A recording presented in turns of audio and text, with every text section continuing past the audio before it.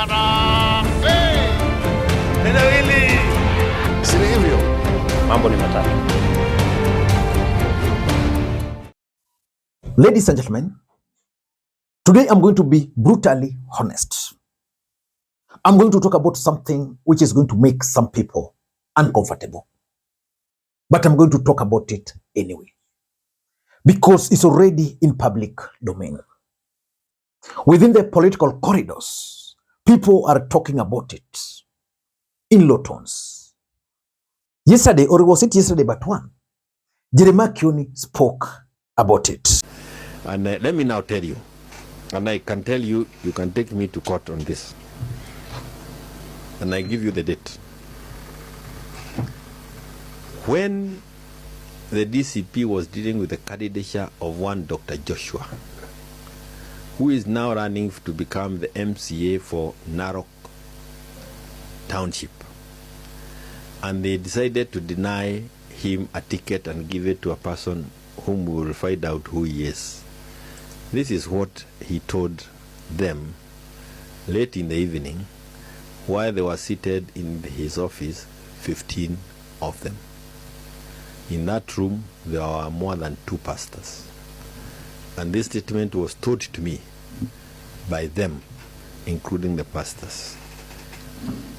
Gachagua told them that William Ruto has already sent emissaries to him. And wamekubaliana, panga pande yako na mimi ni pange watu yangu. Sanya watu yako na mimi ni sanya watu yangu. Tutakuja tukae kwa meza. And he was saying, by that time I'll have the 7 million votes from the Mountain Legion. I'll have the 1 million vote from Kalonzo. And I'll have another 800,000 votes from Matiangi. Matiangi atakuwa amekaa huko Bali. Sasa mimi nitakuwa na zaidi ya nusu ya keki. Na nitagawa. Na nyinyi wa Masai nitawagawia kitu yenu. Kwa hivyo wewe Joshua, hapana lia hapa ya kwamba hupati tikiti. Tulia, we will nominate you when that time comes. Those were the words of Rigathi, as reported to me. Do you have evidence for this? As reported to me. I have no reason to doubt it. And today, our own, the only It's Nyakundi, made a post about it. So let me read for you the post by Nyakundi to open the discussion on the topic. This is what Nyakundi posted. Assertions by Jeremiah Kioni that Rigathi is working with President Ruto are not new. Many of us have said the same before. The truth is that Rigathi has never explained how he intends to deal with the big problems facing this country. He has not spoken about the odious debt. He has not spoken about the youth unemployment. He has never. I challenge his supporters to show even one statement where he has promised to confront these issues. Rigathi only wants to build a powerful DCP party, and he gives no even if Ruto wins or loses. He only wants to build a strong bargaining vehicle. He wants to collect governors, MPs, and senators under it. His goal is to use them as a show of power and not about solutions. It is about appearing powerful while Kenyans continue to suffer, and he gives zero flying that censored word. Ladies and gentlemen,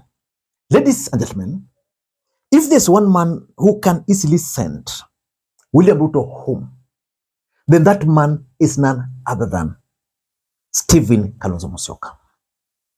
And the person who can easily help Kalonzo Musyoka win that presidency is none other than Rigathi Gachagua.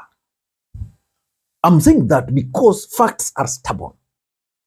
Politics is a game of numbers. Rigathi Gachagua has the numbers. In the last election, the registered voters from Mount Kenya counties, that is Kiambu, Murang'a, Nyeri, Kirinyaga, and Nyandarua, were 3.6 million. That one you've not even included Meru, which had close to 700, You've not included Tharaka Nithi. You've not included their numbers in Laikipia. You've not included the numbers in Nakuru. So here's the numbers, because currently he controls the mountain. Kalonzo Musyoka has the solid support of the Kamba community. The 3 Kamba counties in the last election had 1.7 million votes. Those are facts we can't run away from. But the same Rigathi Gachagua is the one who is going to make it very, very difficult for Kalonzo Musyoka to win the presidency of the Republic of Kenya in 2027. In this video, I'm going to explain to you guys how Rigathi Gachagua is going to make it very difficult for Kalonzo Musyoka to win the presidency in 2027. Before we do that, for those who are watching this channel for the first time, please take a second or two, click the subscribe button so that next time we produce a video like this, YouTube will automatically notify you. And to the subscribers, I want to continue thanking you guys for your continued support. Because without that support, this channel cannot be what it is. Ladies and gentlemen, when William Ruto engineered the impeachment of Rigathi Gachagua, his intention was simple. William Ruto and the team believed that by impeaching Rigathi Gachagua, he was going to be irrelevant after a few months. And Rigathi Gachagua has proved everybody wrong on that. Rigathi Gachagua is currently very, very strong. He has managed to capture the imaginations of the people and the voters of Mount Kenya. But the other fact is that because he was impeached, Rigathi Gachagua might not be on the ballot in 2027. So what is his game plan? Rigathi Gachagua's game plan is simple. He wants to rally his troops to support a particular candidate, but he's also going to use the same opportunity to become another Raila. Because in Mount Kenya, if he's very strong, he can easily win several MPs, several MCS, several governors, senators, women rep. That would automatically make him very, very powerful. And for me, that is the main intention. And therefore, his intention is not about making Kalonzo Musyoka president. It's not about making any other person the president.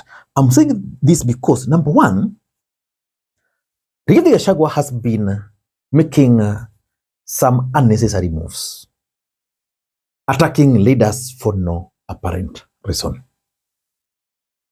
Why do you think Rigathi Gachagua attacked Ndindi Nyoro? If I were to ask you. Because Ndindi Nyoro is one of the emerging leaders in the mountain.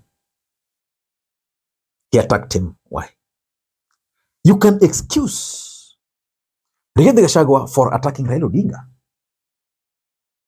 But remember, Raila Odinga is also one of the few individuals in the Republic of Kenya who has followers.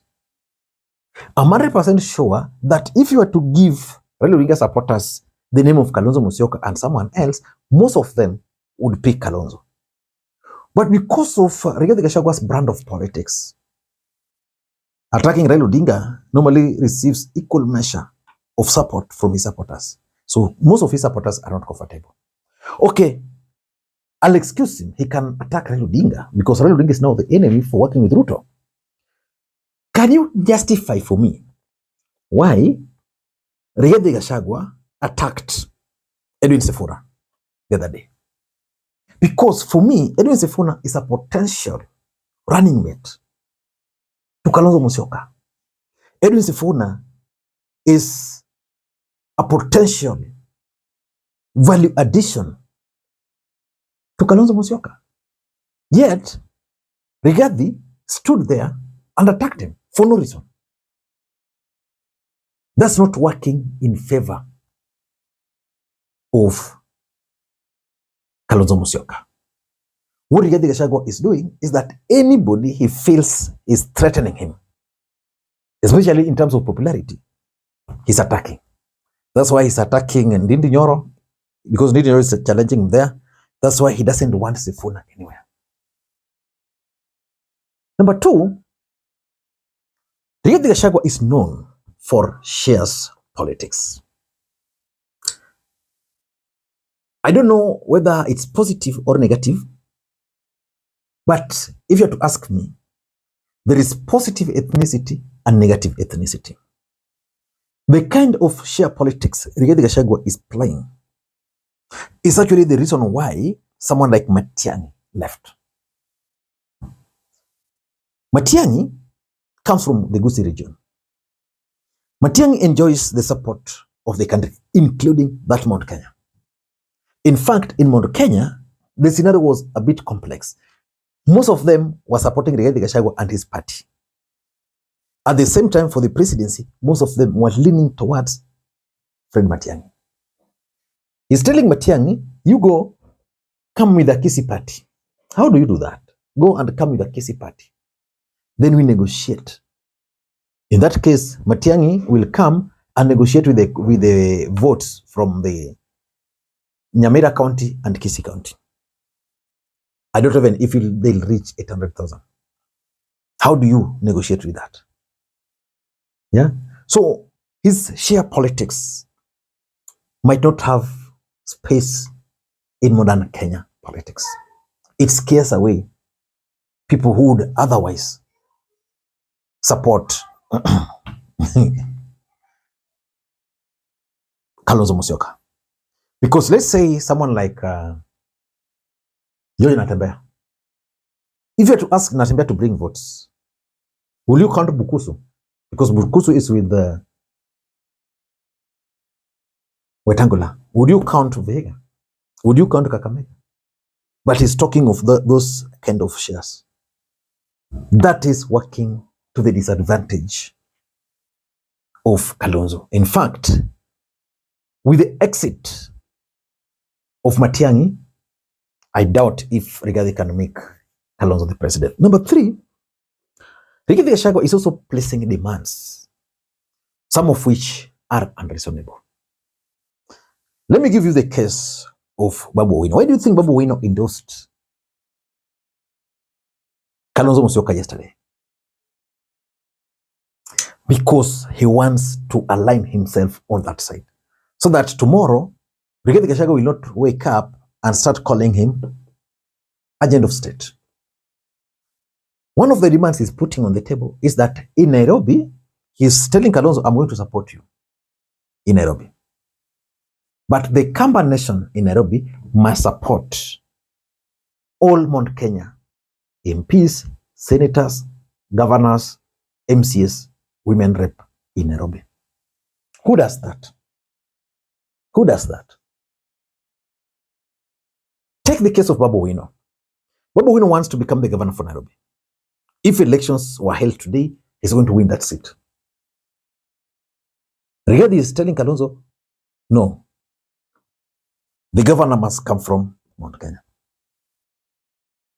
Do you think that can persuade Babu, if that decision is arrived at, to support Kalonzo? He's the most popular. But because of his tribe, Rigathi expect Kalonzo to support Gakuya. Some of those demands are outrageous. What if now they'll be sitting on a table? Which other demands, like, will he demand how many members of, how many cabinet secretaries? How many? So those demands will make it impossible for him to work in favor.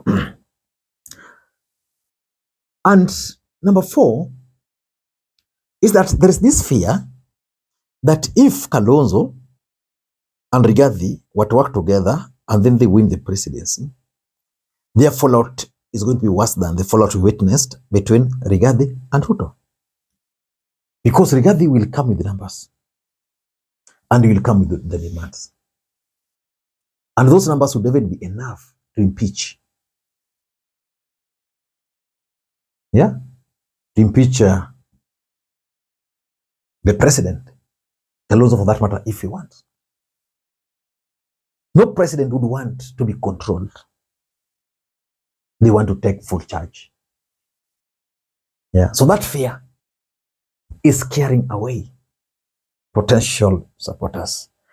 And lastly, Rigathi Gachagua's focus is not about winning the presidency. Rigathi Gachagua's focus are two. Number one, he wants to lock Ruto out of Mount Kenya. And number two, after locking Ruto out of Mount Kenya, he wants the numbers for his party.